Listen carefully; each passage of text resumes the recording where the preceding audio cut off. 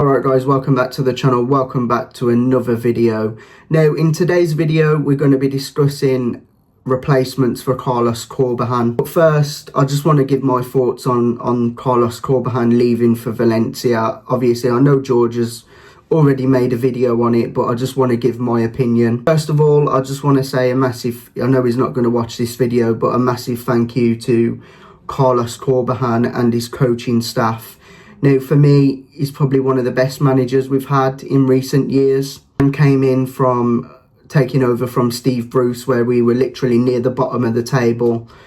And to be honest, if we hadn't sacked Steve Bruce in that moment and got Corbejan, I genuinely believe we would have gone down that season because it was absolutely atrocious. And Carlos Corbejan, he came in, he took the job on. He was aware of the issues off the pitch with absent owners, Guchan Lai, hate to say the guy's name, but you know, it's true, the guy's done a lot for us. He put up with a lot as well under Guchan Lai, I can imagine, and he just got on with it, and he took us to 9th position in that season where we were doomed, to be perfectly honest with you. And then in the second season, we just missed out on we got into the playoffs. We didn't get anywhere from it, but, you know, it was a valiant effort, especially with the lack of resources.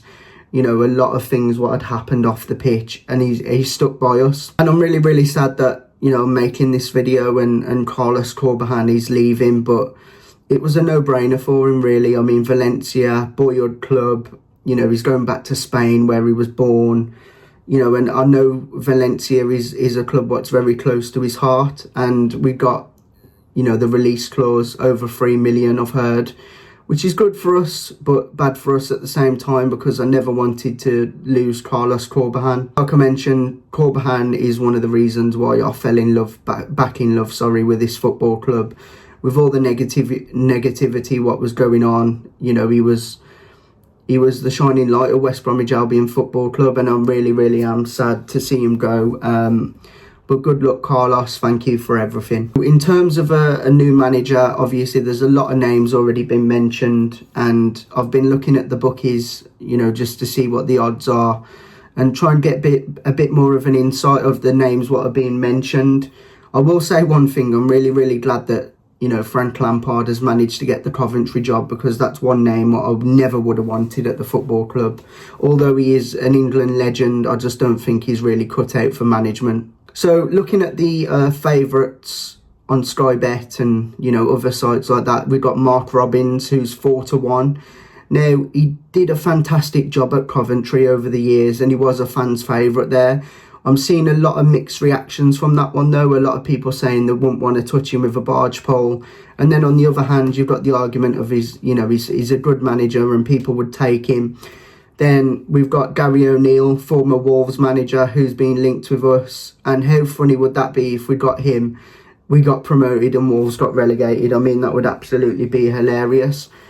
One negative what I've heard from Gary O'Neill is he plays a very open style of football, and a lot of Wolves fans were saying if you get him as manager, you'll do well. However, you'll concede a set piece in every single game. Now, I don't watch much of Wolves, as you can imagine, being a West Brom fan, but hearing that from an actual Wolves fan who goes to the games pretty much every week, you know, we don't want to be conceding loads of goals from set pieces and stuff like that. And I'm not really sure I'd be happy taking a dingle reject at West Brom, to be perfectly honest with you. Then we got the likes of David Moyes, who are 10-1. We've got Russell Martin as well, 12-1. Russell Martin recently sacked with Southampton. It was always going to be a difficult job for any manager at Southampton. You know, they're a good side and they've got some good players, but the Premier League now, the way it's evolved, you know, you've got to spend millions and millions and millions, and even then you're not even guaranteed to stay in the league. So for me, Southampton anyway, they were a club who flitted between the Championship and the Premier League, and it was always going to be difficult. But me personally, I wouldn't want to see Russell Martin at West Bromwich Albion Football Club. The next one who we've been linked with, again, I probably wouldn't want to see him at West Brom. He was at Stoke, he was being at Plymouth, where he did really, really well. Steven Schumacher. Now, he is 14-1, so he's not like a dead-on favourite or anything like that, but he's still a name who's been mentioned. And to be perfectly honest, I don't want to see him at West Brom. I'm only going to be honest. I think it'd be a negative move for us. So who would I want to see at West Brom? Now, that's a big question because there's not really that many brilliant managers out there at the moment. There's some decent ones.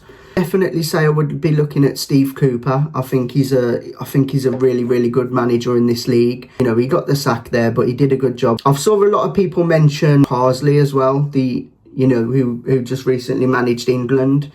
Now, I've saw a lot of mixed things about that. You know, he's a very attacking manager and he does like to bring youth players through, which would be really, really good for us because we have a lot of talented players in our academy, but the only problem is with that, 9 times out of 10 they get poached by other clubs anyway. Now, the next names who I'd definitely consider, and these two I'm probably steering more towards because I think they've got a lot of pedigree. I think obviously they've been at big clubs. Gran Potter. Now, I'm not sure how realistic this is. You know, he's just recently lost his job at Chelsea.